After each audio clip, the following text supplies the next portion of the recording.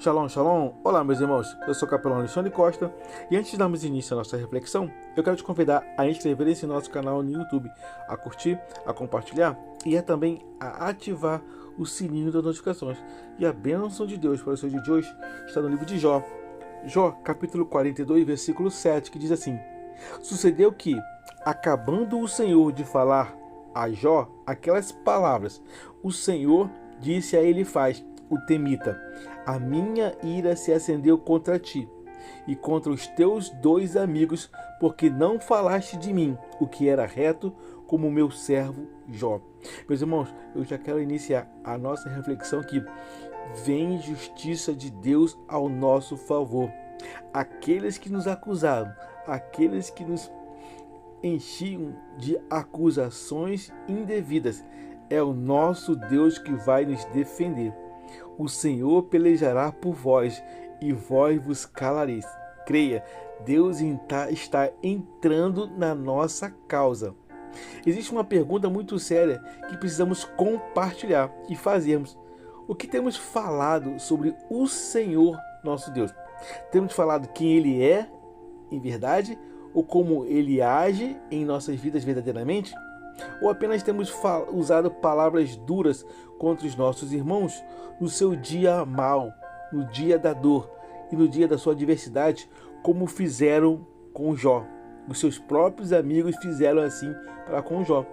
Quantas das vezes, em vez de exaltar a bondade de Deus, usamos a boca para acusar quem está sofrendo? E não apenas o falar errado, mas também uma omissão. Deixar de glorificar a Deus, deixar de declarar a gratidão, o amor, também pesa diante dos olhos do Senhor para conosco. O mais forte nessa história é que Jó tinha 3 amigos, mas Deus chamou Elifaz para corrigi-lo. Não foi uma palavra suave, foi uma palavra firme, de autoridade e de admoestação. Deus chamou Elifaz para ter um momento de correção. Deus, meus irmãos, Deus não foi até ele para abençoar, foi para corrigir. Mas até nisso vemos o amor do nosso Deus para com os seus servos. Porque o mesmo Deus que permite a prova também foi o Deus que virou o cativeiro de Jó e o restaurou completamente. Eu preciso compartilhar que vem restauração e por completo para a nossa vida. E isso nos ensina algo profundo. A prova pode até ser permitida por Deus, mas a restauração sempre será vinda das mãos do próprio Eterno. E desse nosso texto vamos extrair algumas lições preciosas para a nossa vida.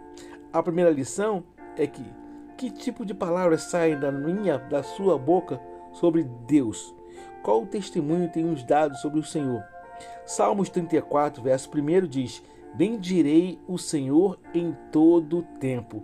O seu louvor estará continuamente na minha boca. Deus não quer que o seu nome seja lembrado apenas nos dias bons.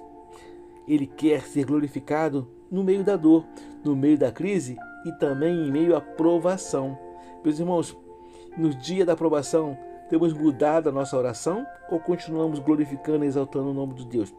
Quando falamos bem do Senhor, do nosso Deus, mesmo nos dias difíceis, estamos mostrando que a nossa fé, ela não depende das circunstâncias, mas sim da fidelidade do nosso Senhor. E a segunda lição é: as nossas palavras, elas ferem ou curam quem já está ferido?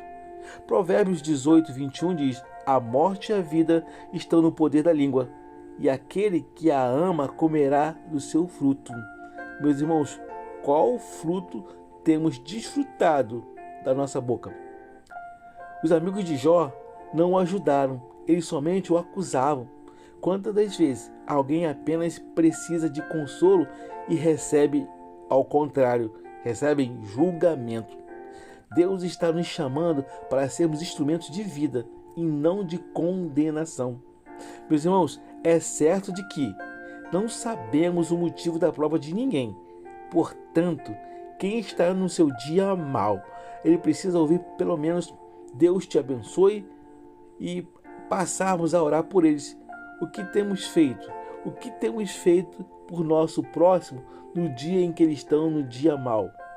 Ou ajudamos ou nos afastamos dele? A terceira lição é que Deus pode permitir a prova, mas somente Ele tem todo o poder e autoridade de restaurar.